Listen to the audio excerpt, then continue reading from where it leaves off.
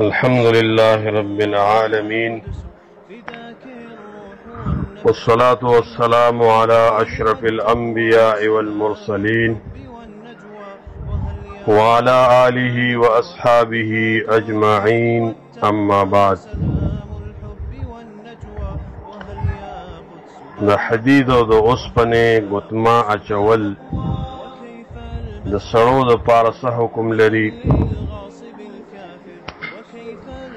نو په دې کې د علماو اختلاف دی. څه قسم علما بعضې داسې وایي چې دا مکروه ده او بیا چا کراهت تنزیهي اخیستی دی او چا کراهت تحریمي اخیستی دی. څوک چې وایي مکروه ده یا حرامه ده د اوسپنې ګوتمه د سړو دپاره، د هغې په دې باندې دلیل حدیث د ابوداود او د ترمذي وایي چې کوم د عبدالله ابن بریده روایت دی چې ان رجلا جاء النبي صلى الله عليه وسلم وعليه خاتم من ذهب. یو سړی رسول الله صلی الله علیه وسلم ته راغی او په هغه باندې د سرو زرو ګوتمه وه.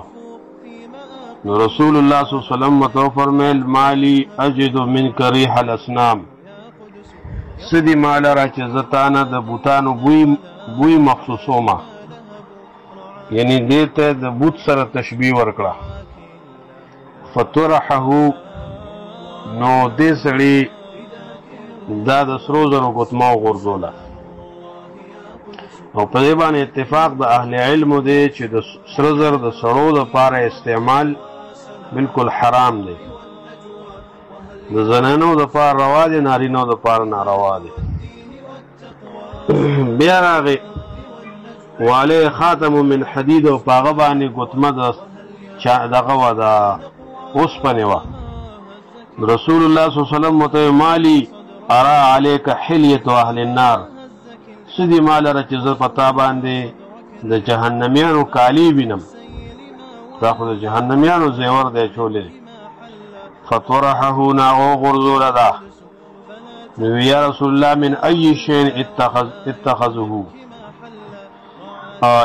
من ای شین اتخذه، د کوم یو شي نه زه دا ګوتمه جوړه کم؟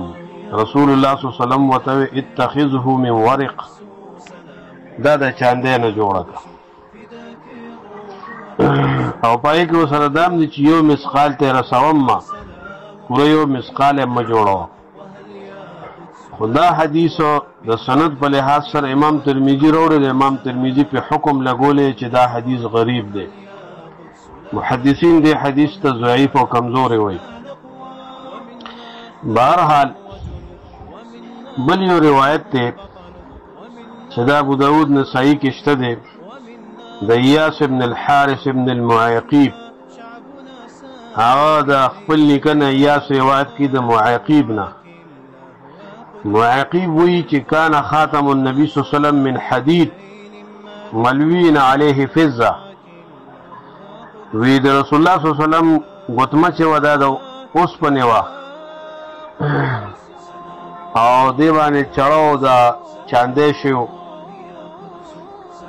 دارنګې هغه حدیث کې راځي چې کوم بخاري مسلم کې دی، هغه زنانه چې رسول الله ته ځان بخلی او بیا رسول الله صلی الله علیه وسلم په دغه مقام کې یو صحابي را پاڅېد، یا رسول الله که ستا حاجت نی مال یې راکړه. نو نبی صلی الله علیه وسلم دغه اوږد حدیث کې داسې دي د صحابي ته وی چې التمس ولو حاتما من حدید، زلار شه وټاکه ولټوه اگر که د اوسپنې یو ګوتمه وي مهر کې ورته ورکړه. ګوره دلته کې که چېرته دا ګوتمه د اوسپنې حرامه وي نو رسول الله صلی الله علیه وسلم به ده نه د دې طلب نه و کړی چې التمس ولو حاتما من حدید. د دې ځای نه اباحت معلومیږي. خو صحیح دا ده